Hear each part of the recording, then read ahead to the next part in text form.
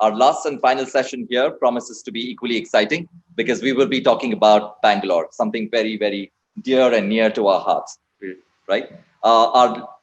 This session is called 11 Stops to the Present, Stories of Bangalore. And we are going to be in conversation with writers such as Meera Iyer, Menaka Raman, and Shweta Taneja. Meera Iyer writes about history, heritage, science, the city, environment, food, and other things. She is the convener of the Bangalore chapter of the Indian National Trust for Art and Cultural Heritage. Thanks for joining us, Meera. We also have Menaka Raman, who is a children's book author, columnist, and communications professional. Thanks for joining us, Menaka. And finally, we have Shweta Taneja, an award-winning speculative fiction author with 7 published novels and graphic novels to her name. Thanks for joining us, Shweta. Thank you. And to moderate this session, we have Karthik Venkatesh, who is an editor who writes about history, language, literature, and education. Before I hand it over to Karthik, a quick heads up. If anyone in the audience would have questions for our panelists, feel free to use our Q&A section, especially if you're joining us online. For those here in the hall, please let us know and we will ensure that you can use this mic to pose your question to our panelists. With that, hope you have a great session. And with that, over to you, Karthik. Thank you. So, good evening, everyone. Welcome to this last session of the Bangalore Literature Festival. As you were told, this session is entitled 11 Stops to the Present, Stories of Bengaluru, right? Which is also the title of this wonderful new book that has just been released. So, I'm not going to talk too much about the book to begin with. I'm going to ask Meera, what was the idea behind the book? Why did she feel that, where did she get this idea for the book? Why did she feel that the book was necessary? Now, kind of take us through to what kind of inspired this book. Meera. Thank you, Karthik, and thank you also for the Literature Festival for having a session on this book. So to answer your question, Karthik, let me ask you a question. Have you ever seen a book like this on the city? I must confess, I haven't. Yeah, so the book in brief is a set of 11 stories about the city, and they all have a little bit of history in them. The main point is the really good, really fun stories, and there is also history in them that a child will get to know as he or she reads. So we thought that one of the thoughts behind this is it's amazing to me that in a country like India, which has such a long history, such a diverse culture, we still have people saying, including like when I was in school, nearly everyone's most boring subject is history. And I was no exception. But that's amazing because there are so many stories everywhere, all around us, which are so fascinating when you know them.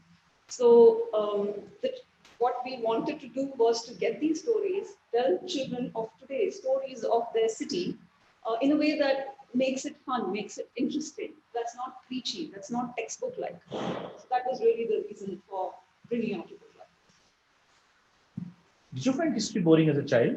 Definitely. I was like, I hated history because my history teacher would like come into the class and she'll open a book and it'll all be like dates, which I don't remember. And it'll be all like facts, like simple facts, but there was no story in them. I felt that was missing. And as an adult, when I went back to history through books and figured out that, listen, this is actually real people, things happen to them, events happen to them. So I was like fascinated by history after like, well, I won't reveal my age here, but after a while as an adult.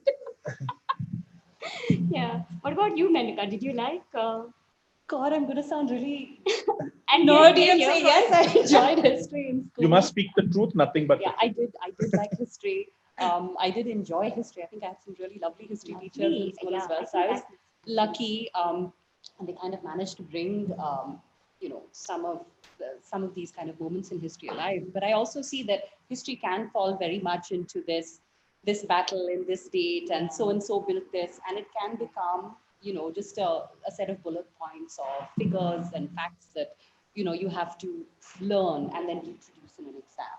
So I can see how it can fall into that category, and maybe that's why a lot of young children and young people today don't find it very exciting. but it has the potential to be a very, very engaging and exciting topic for, young people. So, and I hope we've managed to do we that have. with our I think anthology. it's a fantastic story. Yeah. Definitely. Not to We're all just fall going to in pat love with ourselves it. on the back here.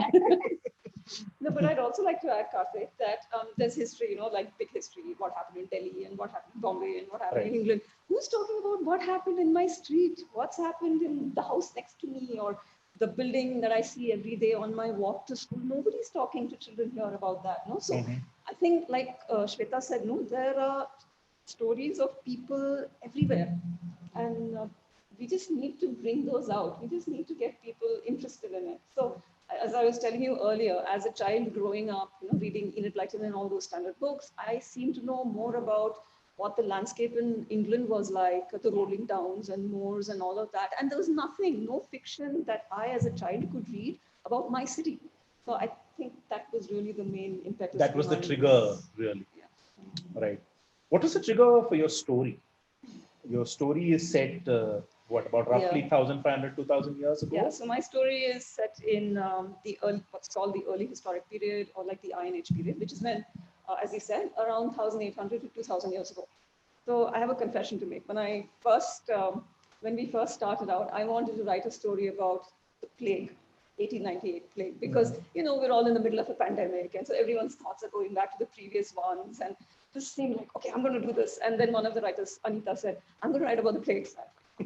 So then I went back and I thought that, okay, let me write about some part of history, which I'm pretty sure nobody else is going to write about. So, and I also wanted to write about this particular period because personally, I'm quite fascinated by it, but there's very little left of it. And yet whatever we know is so fascinating. So for example, if you go like to the Bangalore Museum, I know it's like a dull and dreary place, but you see all these bits of pottery, and these are made by people like 1,800 years ago. Obviously, there are, if you get that wonder across that all these are from Bangalore, and we've had a history here of people living and working and loving and dying and eating everything here. So let's get that out. So that's why I chose a period which was a little difficult to work with, but it was also quite fascinating. Which nobody knew has. Is a period that exists in Bangalore. I mean, it's I didn't. I read your story. I was like, oh, really? Archaeologically, what's the oldest thing that we have found in the Bangalore region? So it would be these. So my story concerns people who built megaliths, what are called megaliths. Now, normally, most people have never seen a megalith, but if you ask, what Stonehenge looks like, then usually people know what that looks like. Right. So there were people building monuments that looked somewhat like Stonehenge here. So there are still places where you can see megaliths, and so these would be among the oldest things that I have seen around the city. Yeah, and you can still see them. They used to be there in Lal Bagh, in the city, in the heart of the city. Right now, you need to go to Devanahalli, or you need to go to Savanadurga, or you need to go to a little bit on the outskirts of the city, and you can still see them actually. Right. Talking about the outskirts, your story is set in Whitefield, Yes. right? Once upon a time, and I'm sure many of you remember a time when Whitefield was not in Bangalore, at least not considered part of Bangalore. Is it? When you came by train, when you said, okay, when you saw the Whitefield station, then you know, okay, Bangalore will soon come. But now the city has just swallowed Whitefield. Why did you choose Whitefield? To be very honest, when Meera, called me up and said, we're doing this anthology, would you like to write a story, about a neighborhood or some kind of moment in Bangalore's history? I said, I have to be really honest with you, Meera. I've only moved to Bangalore about 5 or 6 years ago. And this entire time I have lived in Whitefield, which, so I feel I didn't feel I really had the authority to maybe kind of try and create a story about another neighborhood or place. And Meera actually said, that's great. No one else is going to want to pick Whitefield. So you should go ahead and do a story on that. So really, that is the reason why I chose Whitefield. But as I started reading about Whitefield, and the fact that, it does have a history. I know now we all tend to look at Whitefield as a row of gated communities, tech parks, malls, and all of that. But there is a very lovely history to Whitefield. And it was, started as a settlement for Anglo-Indians back in the day. And I just then I got the idea of a young girl. And now Whitefield is very much a place where we have this huge floating population of, families moving to the city for work, staying here for a few years, going back. So I found that also really interesting, the idea of a girl moving back to Bangalore or moving to Bangalore from the US and what that experience is like. This is meant to be, it's your home in one sense, but you've never lived here and you're trying to settle down and make friends and that whole experience, which I think many young people go through, these days. And then to kind of compare that to an experience a young girl her age is going through in 1896 and coming and living in what is the boonies, and which I know many people in Bangalore still consider to be the boonies, but it's not. So for your research, what did you do? Haunt all the old landmarks of Whitefield with a Sherlock like Sherlock Holmes? But we all wrote the story in the middle of the lockdown. In the middle of the lockdown. So we all, so I had to Meera sent me, another intact book, which was really, really useful and which was great, which I read through. But also, I think in the research of the book, I realized that we really need to do more to document, our history and images, because when I went online and I searched for heritage buildings of Whitefield, I got up this Spanish style villa community, 5 BHK over here, and, this mall over there. And I was like, this is really messed up. So I actually mentioned that to Meera, but I can't find any picture. So a lot of it was with another intact book.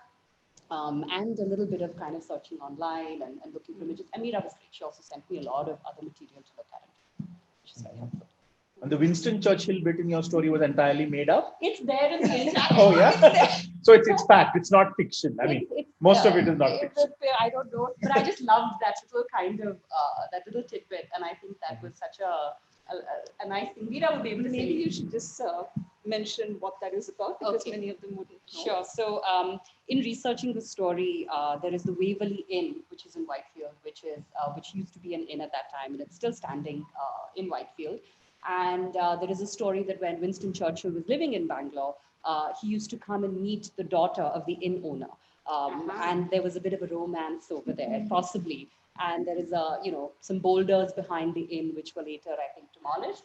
But some say that their initials were engraved on those boulders. So I just found that just very romantic and very lovely. So I kind of put that scene in the story. And I thought it was also nice because the protagonists of the book are two, preteen girls. So I imagine they would have just found that quite amusing. So I found your story rather amusing, because to think of Winston Churchill as a young man having a romance was quite a leap of the imagination. Yeah, we all remember. When all of us think of Winston Churchill as this cigar chomping, this dour, this man who led England through the war and fought the war so bravely and all of that. I mean, not fought the war bravely, but led the country through a war.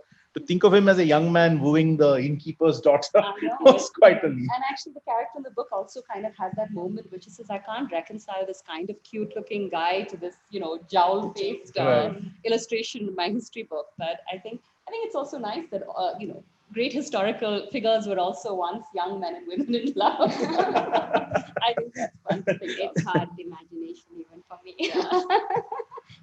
So Shweta, when we were talking earlier, your story is set in Shivaji Nagar, what used to be called Blackpully, Yes. Russell Market. Yes. And you very candidly admitted that you are not from there really. So why did you choose that particular area to set your story? So I am a migrant to the city of Bangalore. I've been here for about 12, 13 years. And I just found out that Meera has a story on that as well for herself. When I came to Bangalore and I started taking up these intact walks with Meera, and we met a few times over Whitefield in Melkote, I think, as well, and Malleshwaram, Kaban Park. I think that the history of Bangalore came alive to me. And then once I was in Shivaji Nagar doing another walk with a friend who had figured out a few of these spots, which were there 100 years ago as well. And I found that Blackpully or Shivaji Nagar is that the original, I won't call it original because I don't know prehistorically. I think people have moved here. It's been a migrant city. And it's not like it's happened in the last 20 years, which is what I'm hearing. Oh, you people have come in sort of a thing. But it's been happening for 500 years. People have been moving to Bangalore from different parts of the country. And that fascinated me about Shivaji Nagar, that there were like, Telugu traders there, there were Muslim merchants there, and there were like, the cantonment. And my story is set in like the 1930s. So at that time, it was like such a hot boiler of like, all kinds of influences coming from within India as well as from the British side. There were Anglo Indians, there were like, there were people from the north. Um, they came in much before I did. So I think that area and that walk through the through Elgin Talkies, through the Garadi Mane opposite it. I hope I'm pronouncing it right. And Russell Market especially, and the area around it was, it just came alive in this whole chaotic coming together of cultures. It was like that was the first thing I thought of as soon as Meera called me. I was like, okay, this is it. And there was a Plagamma temple also in Shivaji Nagar. So I was like, okay, I can talk about, but I'm glad I didn't pick up that topic. It seems to be the favorite topic right now of the Bangalore plague. But yeah, I brought this walk alive through my characters in the story, and it was just about having fun, imagining a 11-year-old and how she would be in the 1930s, what kind of crazy stuff she would be doing. And yeah, I had a great time bringing all these spaces alive as well within Shivaji Nagar, within Black Puli, through the eyes of Salma. That's my character. She's feisty and she's like enthusiastic, and she can see Russell Market being rebuilt in front of her. And she's like, "Oh, this is going to be the inauguration day." So she's very excited about the inauguration, and she's trying to sneak in past the guard in the whole story. And then well, the rest you'll have to read in the book as well. But yeah, she's the main character, and it's fantastic to see that come alive through her. Right. So if I were to ask you, besides the places that you've written on, which other part of Bangalore you find historically very fascinating? Yeah, all three of you perhaps, starting with you. I'm probably the wrong person to ask this because I find all of Bangalore fascinating. If I were to ask you to choose one, Chickpet. absolutely. Chickpet. Yeah. Why? It's just so alive. Yeah. It's just so buzzing. Every time you go there, you see like different things, and people are moving and busy and shopping and noise, and it's just so full of life. I love it. And you can always go off onto these lanes, and you will always find something new, some new eatery or some new shop which you haven't seen before, or you'll hear some conversation which is like really strange. There's always some life there, So I really like Chickpet a lot. If I can get one more, then my other favorite place is St. Mark's Church. Which St. is like Mark's the Church, other Cathedral. extreme. Yeah, because it's like so quiet and so tranquil and so serene always. So It's the exact opposite of Chickpet in a way. What about you? Oh gosh, I'm going to. You're not allowed to say Whitefield now. I'm not. Not again. I think anytime I kind of leave the limits of Whitefield, And come to Bangalore. and come to Bangalore, that itself feels very historic, and it's very funny when my mother visits me. We kind of come into when you're Cubbon Park or when you're Commercial Street. She'll like sigh and say, "Oh, we're finally in Bangalore now." But I do find parts of near Lal Bagh very, very just absolutely gorgeous. Cubbon Park, all those gorgeous open green All the spaces open spaces. are absolutely lovely. Probably because I'm surrounded by a lot of high-rise apartments and glass and steel where I live right now. So I think I find those parts of Bangalore spectacular. Right. If I were to ask you the same question. Well, I was going to go for Chickpet, but you beat me to it, Meera. And I loved the walk, that freedom walk that you did as well. It was such a gorgeous, starting from Mysore Circle and then going inwards through these lanes to talk about the freedom movement that happened in Bangalore. Not many people are aware of it as well. But I've also become more interested in recently in the natural history of Bangalore. Like, when we were like, when I entered, I loved these big rain trees all over the place and a lot of these flowering trees. And then I realized that this is just like 120 years old. It was like mostly shrubland and grassland kind of a area before this. And I'm still like trying to figure out what were the trees that were there, like say 500 years ago. And that I guess because I'm in North Bangalore, guys, and like Well, there's nothing but grassland there. Hisargata is nearby. I cycle to it. So, it's an interesting way to look at through the natural history as well to go into the city before what happened before different people migrated into it, like from prehistoric time. It's a very interesting question that I'm exploring right now. Mhm. Okay. When you told the writers, when you told them to write these stories for the book, what was your mandate? What did you tell them, that you have to work history into the book? It's compulsory.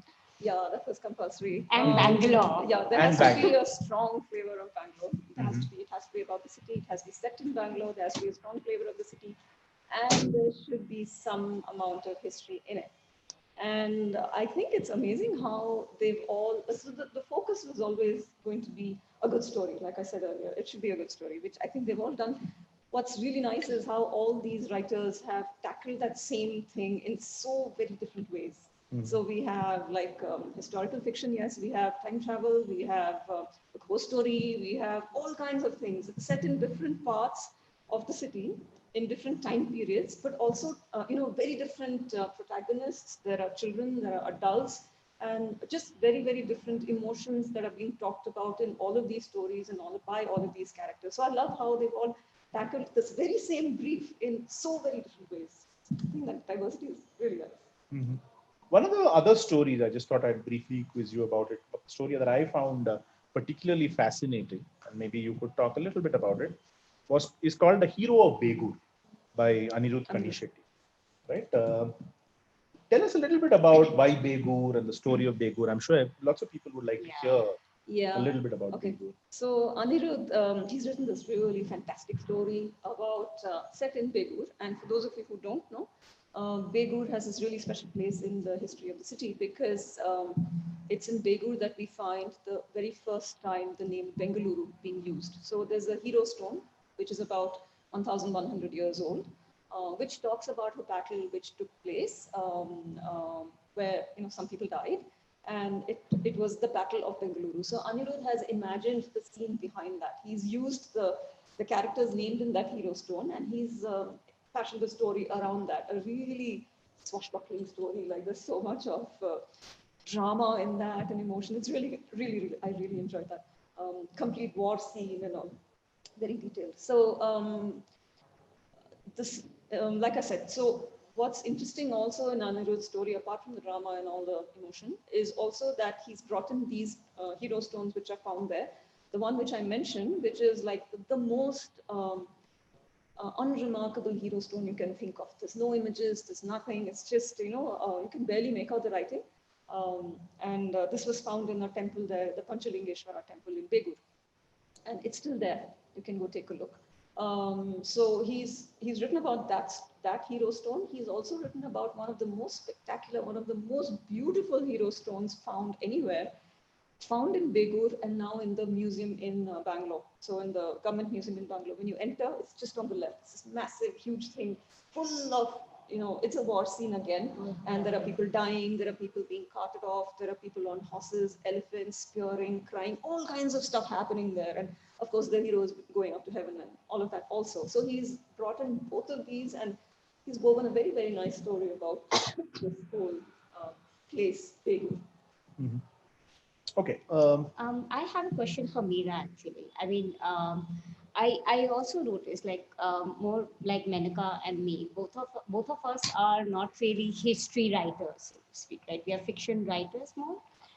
Yeah, and you have this nice mix of authors as well that you kind of figured who will write, and they could figure out what to write. But yeah, why did you go for non-history-ish, like, for a history book? I'm putting you on spot, Meera. You have to say nice things about it. Yeah, that was the whole purpose. Yeah. So sometimes, so I was looking for good storytellers. Yeah. You guys are it. Oh, that is exactly what you Well are done. doing. Yeah. No. So obviously, there are academics who are working on history, and Yeah. they're doing some wonderful research and wonderful writing. But that's not always accessible to children, Yeah. and it's not even accessible to adults sometimes. So the idea was to make something that's accessible to children in a fun way. Yeah. Now, one of the reasons why, I mean, this is a slightly mostly serious question.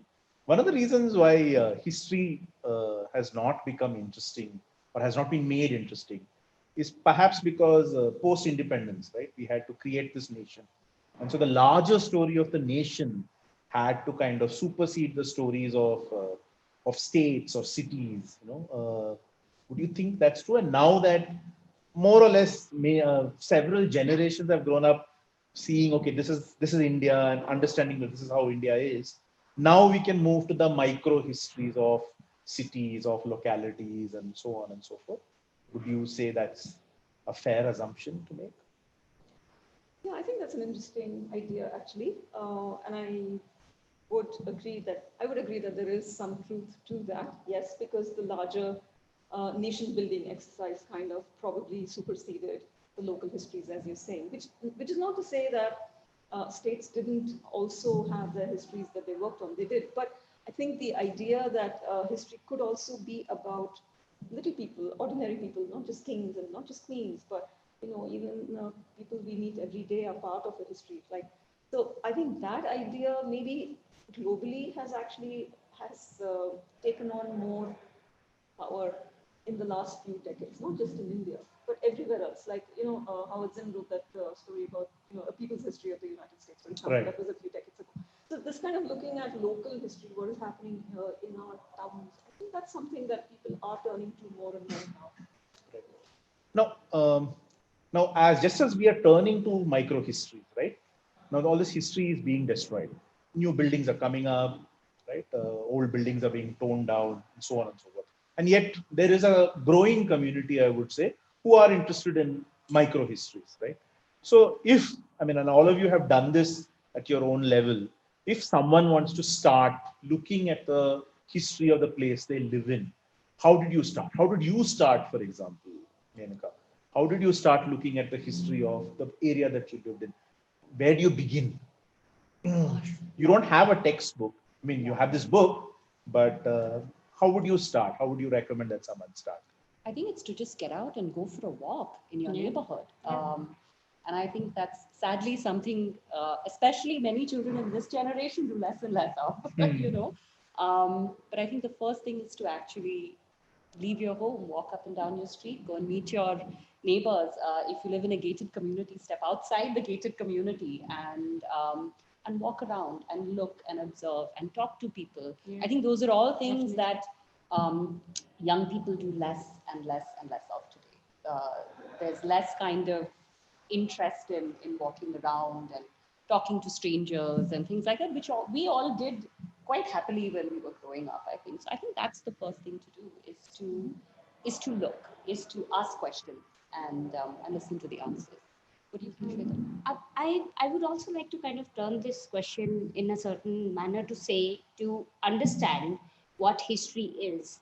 In India, I mean, people, if it's not 500 years old, probably they say, okay, this is not history. Like, uh, even 20 years old is history in a way. I mean, Right. my favorite dosa joints like MTR, CTR, and they are making history. We've done the food walk in history. And I think the definition of history needs to be moved on to more contemporary, and we can't look so far back and ignore the changes that have happened in our recent past as well. And I am living currently in an area called Hebal, and I kind of have started cycling around to look at lakes. As I said, I was interested in natural history as well, and I'm already seeing that there is renovation happening, and there are a few beautiful lakes there which are being saved, but the history of their natural self is not being saved.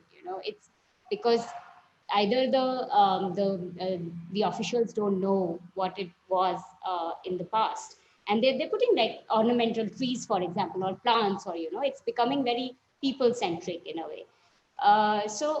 The question of history is, yes, as Menaka pointed out, be curious about walking around and taking in examples of oral history, of everyday history that happens with people, experiences of people, and explore. I think that's isn't that what life is all about also? Forget history. I wish my history teacher said that to me years ago. Like, go out, Shweta, explore, If I could just add, I think children are also very naturally curious. So if I have two boys, and if I tell them, when I was 9 years old and I went over here, they are interested. They are very, very much interested in, uh, the past of their own families. So actually, a great way to also start it is to talk about your own family's history and, what your grandparents did and your great grandfather owned a law book house, and this grandfather loved to play hockey and cricket. And I think they're interested to maybe start from there and then build some of those. Yeah, that's stories history as up. Yes, well. yes, What history two as generations Yeah, the ago was grandfather whom happening. they cannot imagine playing hockey and Hockey, cricket when you yeah. tell them that Yeah. you're This Or guy. My children ask me, did you have phones when you were growing up, Amma? And I'm like, yes, we had phones. Not like this, but they existed. So I think their own kind of interest in what was, it is there. It's just kind of tapping into it. I think what seems to be emerging from whatever we've been speaking so far is that history as fact or history as dates on a page is perhaps lifeless. But there is a certain value to it. But history as story kind of jumps out at you and makes you want to do things, want to go there, want to see things. Am I right? So yeah, I would agree with that, but I think so for children especially, history and story is important. But I think children also have a natural tendency to ask questions, and that is really what history is about. It's not merely dates, as we all agree, but it's not only stories either. It's also the why and the how, and children are naturally so curious about these things. So I think it works wonders if you bring the story along with encourage the how, ask them, let them ask these questions like, wow, and why and how and why did this happen here and how did they manage that? That's also history. So it's really, it's not only the stories, it's also questioning, looking for a pattern or seeing how something happened. All of that is also history. And I think children are really well equipped for that. It's like a puzzle, isn't it? Yeah. Like you have to put in these pieces together about a period, about a space, and kind of figure out the pieces that are not there. So that natural curiosity, that creativity, I would also call it, Yes, like absolutely. comes out through history. It's not dated. It's not like a jaded, fixed, set in stone sort of a thing, because all historians are figuring out what happened in the past, or like putting in their own ideas into making that story also. It is One last creative. question before I throw the floor open for questions from the audience. Does Kempe Gowda figure in any of the stories? Yeah, he does. He does? But you won't tell us which one. So the whole idea is you must buy the book, right? To figure out which story he So figures. I will just add that yes, Kempe Gowda figures in the stories. As I mentioned, my story is from 1,800 to 2,000 years ago. Right. And there are stories in there that go all the way to the 1980s. So there are stories from the plague, there are stories from Shweta's, which is like 1930s, Menaka's travels today and 1800s. So we've got a lot You've got a cross section We've got a across cross time. section of places and times. All right. Kempe Gowda definitely figures. Questions. So there's a few questions, and are there questions from folks in the room? Do raise your hand and please come over here. There's one question which is actually two questions from Shankar Padmanabhan. The first one is, have you ventured into history of the outskirts and nearby areas? So that's one. And this, sorry, I'll let you maybe go and answer that one. So yeah, as we already spoke about, if you consider Whitefield, then yes, we're definitely there. But my story is actually set in a place which is near Nandi Hills, so definitely outskirts. Yeah.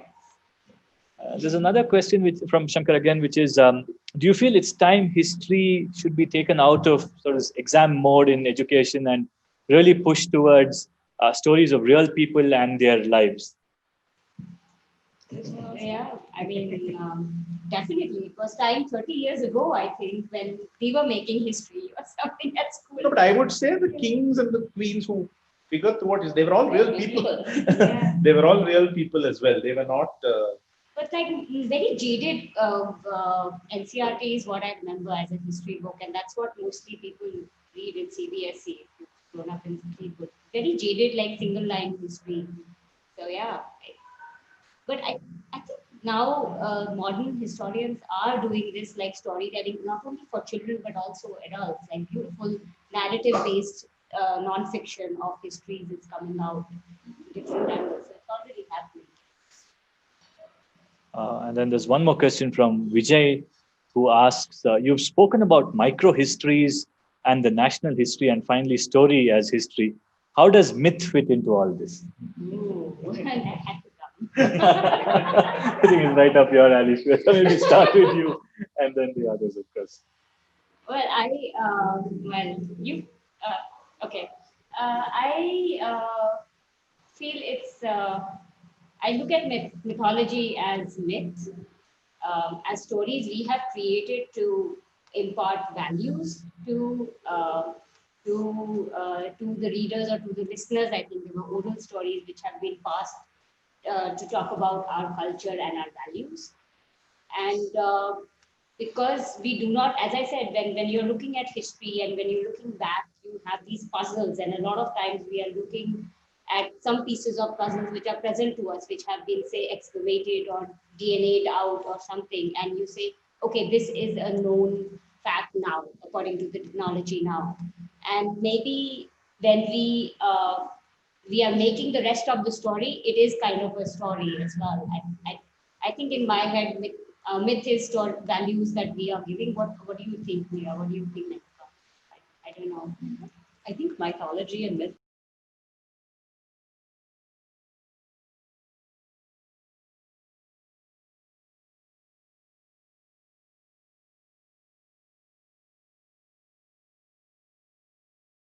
should probably be elevated to the same status as mythology and within the country. I think that's what I'd like to see.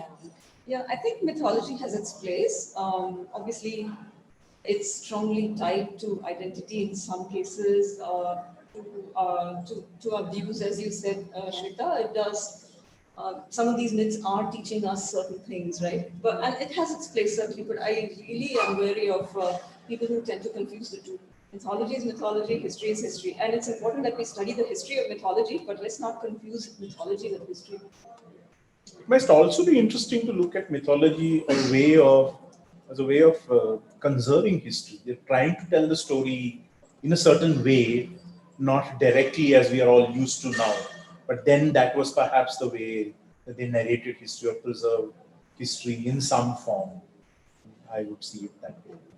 There's another question from Giridhar Gururajan. This is addressed to Meera. Between myth and reality, where does the book fit in? Okay, so I must add that, I mean, yes, these are stories, but a lot of research has gone into the stories. A lot of the details that you see in all the stories are all quite painstakingly researched and accurate, which means that if you read Shweta's story and she's talking about a car or a film, you know that that car or film existed at that time. So there is a lot of reality in these fictional stories, definitely. Anyone in the audience that has a question, you could either come here or ask your question from there. If not, I'll hand it back to Karthik to wrap things up. Go ahead. So thank you very much. I must recommend this book very, very highly. Those of you who are interested in the history of Bangalore, which I'm sure is all of us who live here in Bangalore, who have lived in Bangalore in the past, this book will help you connect to the past. This book will help you kind of think about the past all over again. And this book packs in a number of surprises. For instance, the Churchill surprise was one that we spoke about here. But believe me, there are plenty of other surprises in store in the book. So I would recommend this book very, very highly. So thank you very much, all of you, for coming here, talking about all your stories. Thank you, all of you as well. I mean, it's beautiful to have this hybrid event.